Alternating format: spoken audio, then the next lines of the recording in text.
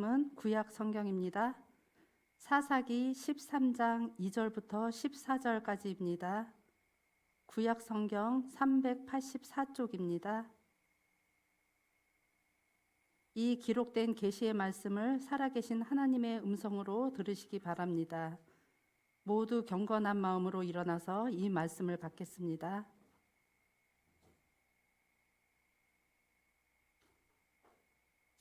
소라 땅에 단 지파의 가족 중에 마누아라 이름하는 자가 있더라. 그의 아내가 임신하지 못함으로 출산하지 못하더니 여호와의 사자가 그 여인에게 나타나서 그에게 이르시되 보라, 내가 본래 임신하지 못함으로 출산하지 못하였으나 이제 임신하여 아들을 낳으리니 그러므로 너는 삼가 포도주와 독주를 마시지 말며 어떤 부정한 것도 먹지 말지니라. 보라, 내가 임신하여 아들을 낳으리니 그의 머리 위에 삭도를 대지 말라. 이 아이는 태에서 나옴으로부터 하나님께 바쳐진 나실인이 됨이라. 그가 블레셋 사람의 손에서 이스라엘을 구원하기 시작하리라 하시니 이에 그 여인이 가서 그의 남편에게 말하여 이르되 하나님의 사람이 내게 오셨는데 그의 모습이 하나님의 사자의 용모 같아서 심히 두려움으로 어디서부터 왔는지를 내가 묻지 못하였고 그도 자기 이름을 내게 이르지 아니하였으며 그가 내게 이르기를 보라, 내가 임신하여 아들을 낳으리니 이제 포도주와 독주를 마시지 말며 어떤 부정한 것도 먹지 말라. 이 아이는 태에서부터 그가 죽는 날까지 하나님께 바쳐진 나실인이 됨이라 하더이다 하니라. 마누아가 여호와께 기도하여 이르되 주여 구하옵나니 주께서 보내셨던 하나님의 사람을 우리에게 다시 오게 하사 우리가 그 낳을 아이에게 어떻게 행할지를 우리에게 가르치게 하소서 하니 하나님이 마누아의 목소리를 들으시니라. 여인이 밭에 앉았을 때에 하나님의 사자가 다시 그에게 임하였으나 그의 남편 마누아는 함께 있지 아니한지라. 여인이 급히 달려가서 그의 남편에게 알려 이르되 보소서, 전일에 내게 오셨던 그 사람이 내게 나타났나이다 하매 마누아가 일어나 아내를 따라가서 그 사람에게 이르러 그에게 묻되 당신이 이 여인에게 말씀하신 그 사람이니까 하니 이르되 내가 그로다 하니라. 마누아가 이르되 이제 당신의 말씀대로 되기를 원하나이다. 이 아이를 어떻게 기르면 우리가 그에게 어떻게 행하리이까? 여호와의 사자가 마누아에게 이르되 내가 여인에게 말한 것들을 그가 다 삼가서 포도주의 소산을 먹지 말며 포도주와 독주를 마시지 말며 어떤 부정한 것도 먹지 말고 내가 그에게 명령한 것을 다 지킬 것이니라 하니라. 이것은 하나님의 말씀입니다.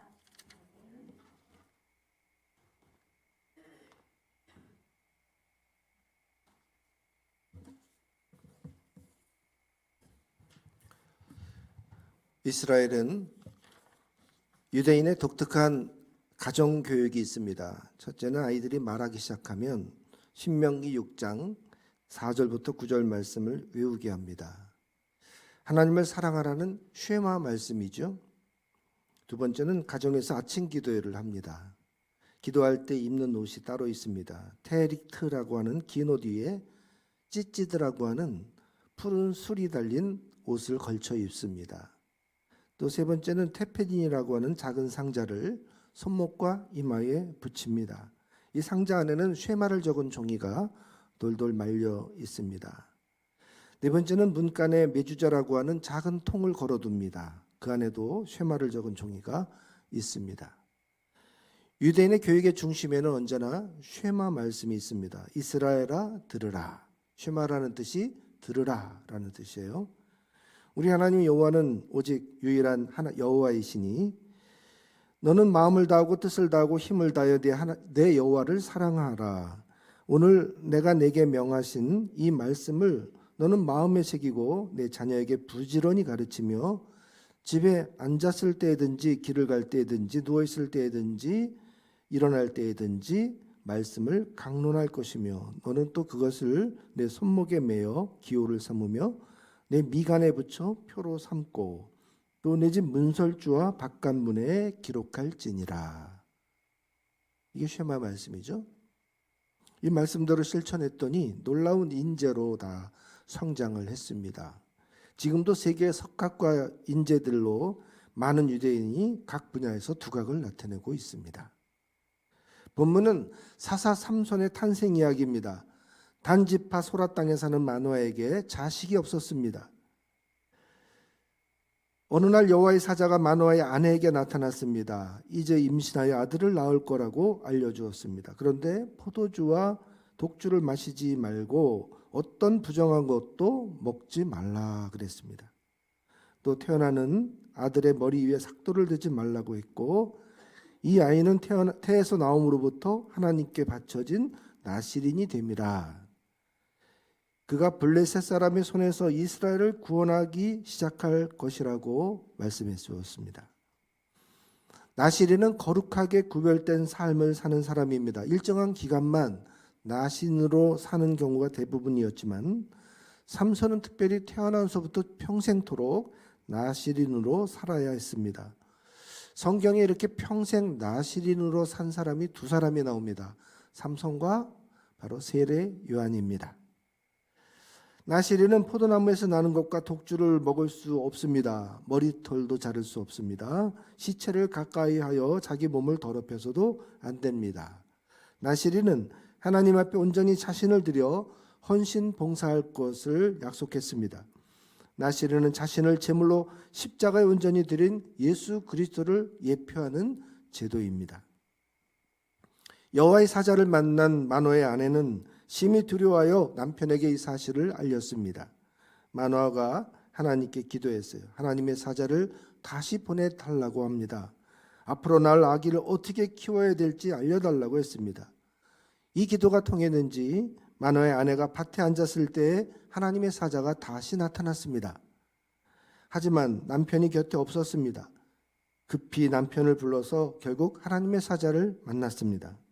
마노아는 하나님의 사자에게 이 아이를 어떻게 기르며 우리가 어떻게 행하리까 하고 물었습니다. 그런데 하나님의 사자는 삼손을 어떻게 키우라고, 이렇게 키우라고 대답해 주지 않았습니다.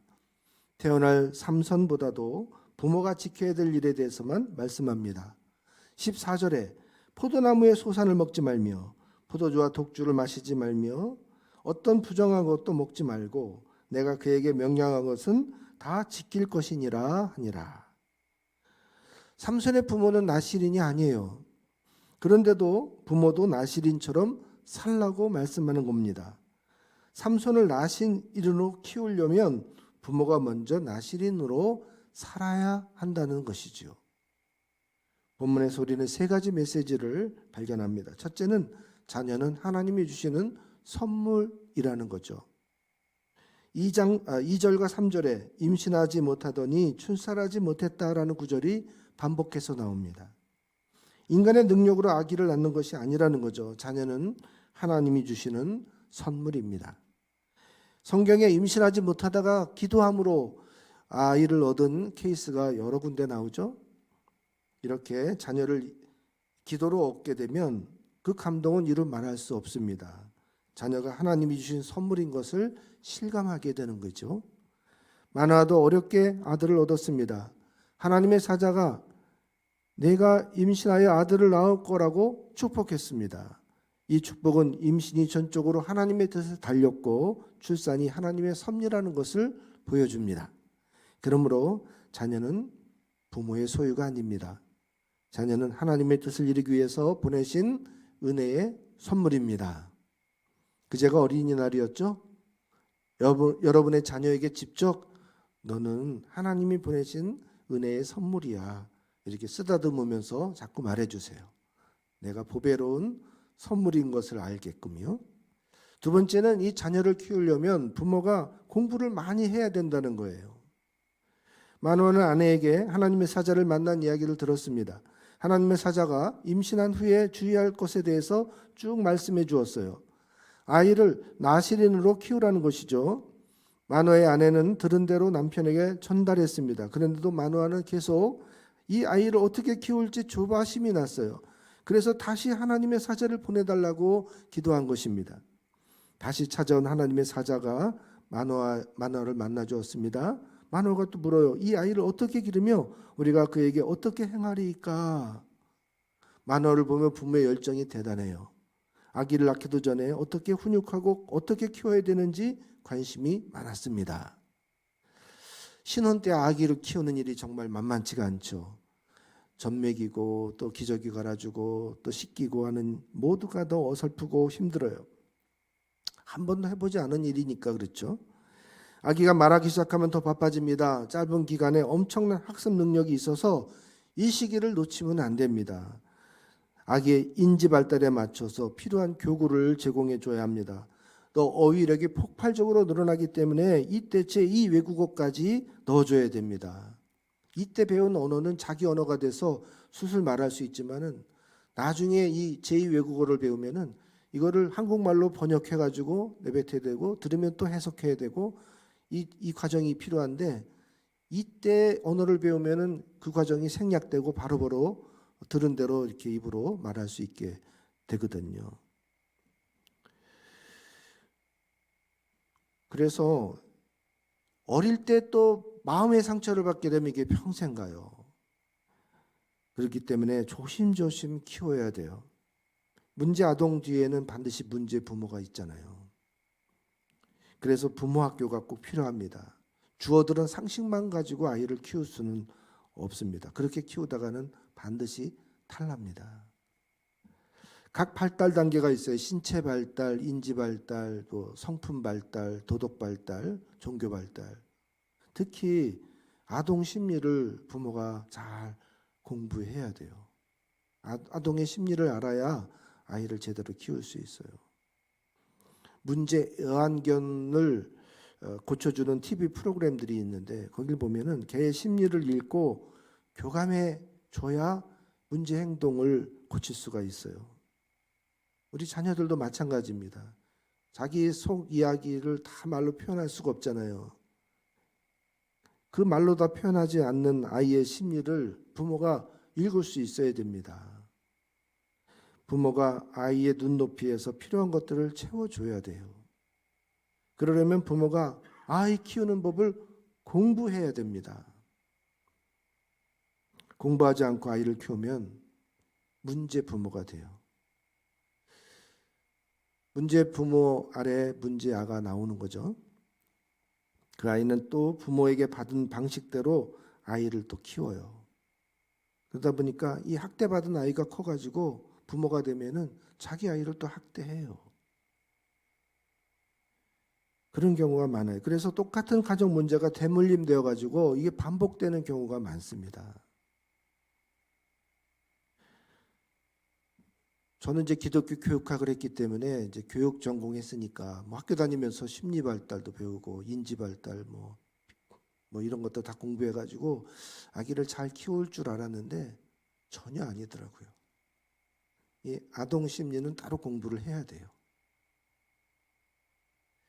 세 번째는 본을 보이며 가르쳐야 된다는 거예요. 본문에 보면 하나님의 사자는 마노아의 아내에게 준 말을 다시 반복해서 전달합니다. 그래서 보면 4절 말씀하고 14절 말씀이 똑같아요. 삼손을 이렇게 키우라는 내용은 없어요. 오히려 부모가 나실인처럼 살아야 되는 것을 강조하고 있습니다. 포도나무의 소산을 먹지 말며 포도주와 독주를 마시지 말며 어떤 부정한 것도 먹지 말고 내가 그에게 명령한 것은 다 지킬 것이니라. 삼손을 나실인으로 키우려면 부모가 먼저 나실인처럼 살아야 합니다. 부모는 자식의 거울입니다. 부모가 자식에게 술을 못 먹게 하려면 부모도 술을 마시지 말아야죠. 어른이니까 되고 아이는 안 되는 것들이 많아요. 저는 어릴 때 어른들은 담배를 피면서 아이들은 손도 못 대게 하잖아요. 그게 이상해가지고 한번 펴본 어린이는 아니에요. 저는 순진해가지고 거지고대로 컸어요. 근데 친구들 보면은 이제 반발심에 피우는 애들이 많더라고요. 자기들은 어른들은 다 하면서 아이들은 안 돼 이러는 거 절대 교육이 되지 않아요. 한 빈민가에 소아마비 장애아가 있었습니다. 정형외과 의사가 긍휼히 여기는 마음으로 무료로 수술을 해주었어요. 수술 후 그 어머니는 그 아이의 재활 훈련을 도왔습니다. 똘똘한 아이여서 열심히 걷는 연습을 하고 점점 건강을 되찾았습니다. 세월이 흘렀어요. 이 아이의 엄마가 우연히 이 정형외과 의사를 만났습니다. 서로 알아보며 반갑게 인사를 하고 의사가 이 여인에게 물었어요. 무척 똑똑한 아이였는데 아드님은 잘 컸나요? 지금쯤 과학자나 박사가 되었겠지요. 그러자 이 여인이 아주 우울한 표정으로 대답합니다. 그 아이는 지금 살인죄로 교도소에 있습니다. 저는 아이에게 걷는 법만 가르치려고 했었지 어디로 가야 하는지를 가르치지를 못했어요. 요즘 아이들 정말 똑똑합니다. 영악하다라는 말이 딱 들어맞을 것 같아요. 페이스북에 어느 장로님이 손주하고의 일상을 잘 이렇게 글로 올리시는데 한 번은 손주에게 야단 맞은 이야기라면서 올렸더라고요.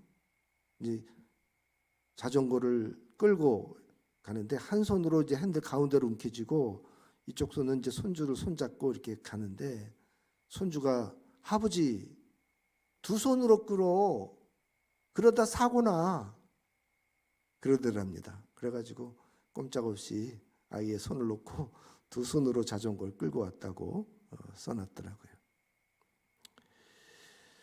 아이들은 이 디지털 문명 세계에서 적응하고 있는데 이 부모가 뒤떨어지면은 이 권위가 안 서요. 부모가 자녀에게 뭔가를 배우기 시작하면은 이 자녀들에게 이게 먹히질 않습니다.